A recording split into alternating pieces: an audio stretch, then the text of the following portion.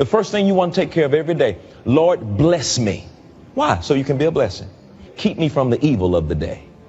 Keep me from the evil of the day. Every day you wake up, you don't know what evil has been designed to try to take you down and to trouble you. So go ahead of it and say, keep me from the evil of the day. Choose fellowship with God daily. Choose fellowship with God daily. Try to learn what pleases the Lord and have nothing to do with the things done in darkness, which are not worth anything. Walk with Him. Walk with Him for life. Now let me ask you this. Is there anything in your life that you're willing to be fully committed to for the rest of your life?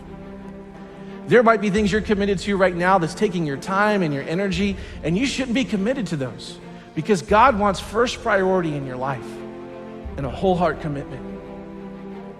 And God says what's most important is that you be with me above everything else, that you get to know me. It means that when I wake up in the morning, I need to say, God, no matter what happens today, I need to get to know you a little bit more. I need to learn how to love you a little bit more. And it could be the best day I've ever had, but I need to make sure I need to learn to love you and know you a little bit more.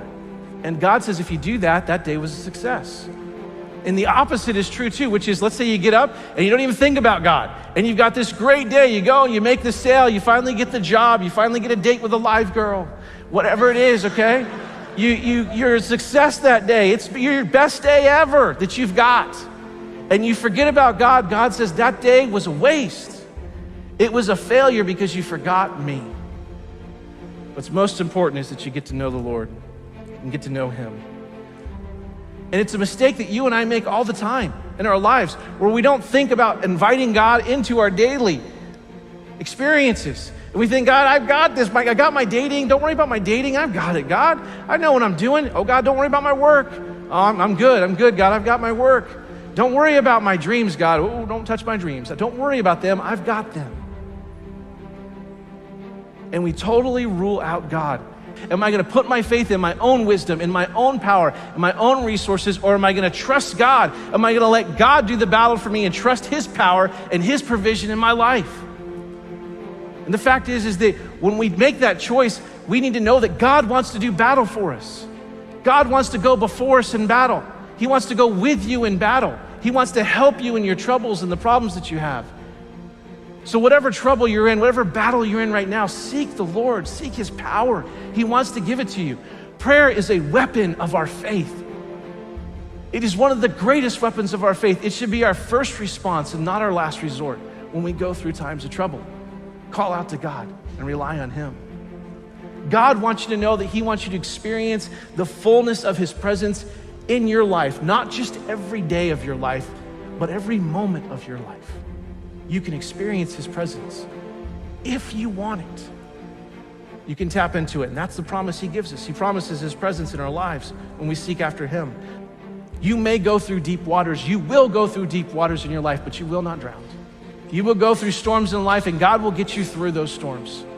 And when you go to battle, you need to know that God wants to be there with you and protect you, and you will not be destroyed. One of the greatest truths of the Bible is if God is for us, who can be against us? Here's Jesus' invitation to you. Here's what He says in Matthew 11. Jesus said, come to me. That's the seeking part.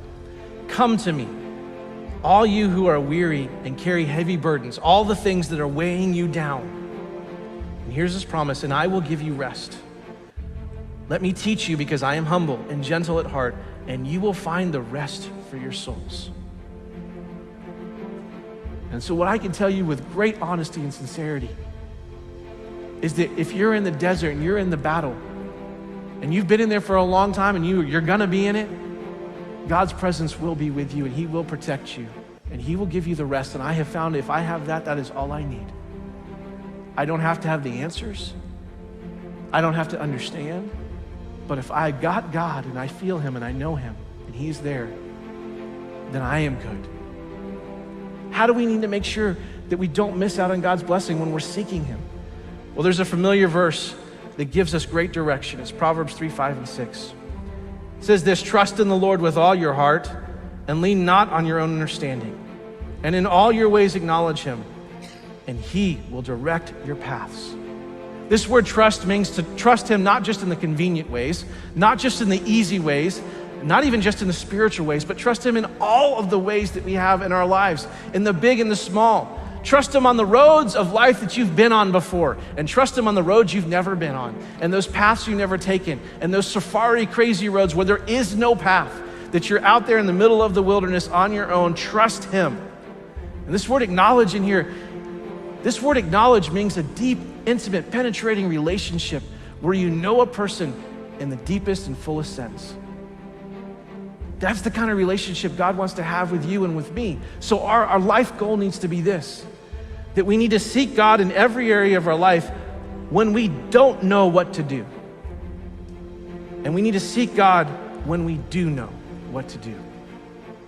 We need to seek him in the big things, in the small things. We need to invite him into the conversations. We need to invite him into daily life, because yesterday's victories don't determine today's successes. And even when you think you know how to answer the problem that you're in, you still need to go to God.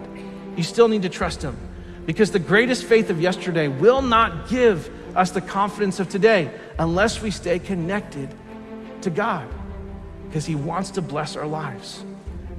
God wants to have his best for your life. He wants to have his hand on your life. He wants to give you the protection and his presence and rest and hope and all the things that he wants to do for you.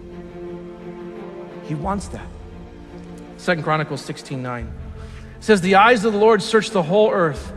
They search the whole earth in order to strengthen those whose hearts that are fully committed to him. This verse says that God is searching, he's looking, he's seeking the entire earth for somebody, for a people, for a person, for a church that's willing to be fully committed to him so that he can bless them and have his hand on them and give you and give me his best. He is seeking after you. God wants us to seek him, but he is seeking us. He is seeking us because he loves us, and he wants to give you his best. We need to do our responsibility and then cast our care. You do what you can do about the things in your life that you can do something about, and then when you cannot do anything about it, you cast it on God and you trust him, and it's perfectly okay for you to enjoy your life while you have a problem. I said it is perfectly okay for you to go ahead and enjoy your life while God is working on your problem. It's not that nothing's happening, it's just that you're not the one that's making something happen. So whatever you have going on in your life tonight, don't waste one more day in excessive sadness and grief and depression and discouragement because you can't do anything about it. And Jesus paid for you to be able to enjoy your life, to have it in abundance, to the full, until it overflows. So we are totally wasting what God gives us if we waste our days in sadness and mourning. Learn how to focus on good things. Everybody here has got something they could be upset about if they chose to focus on it, but you don't have to focus on that.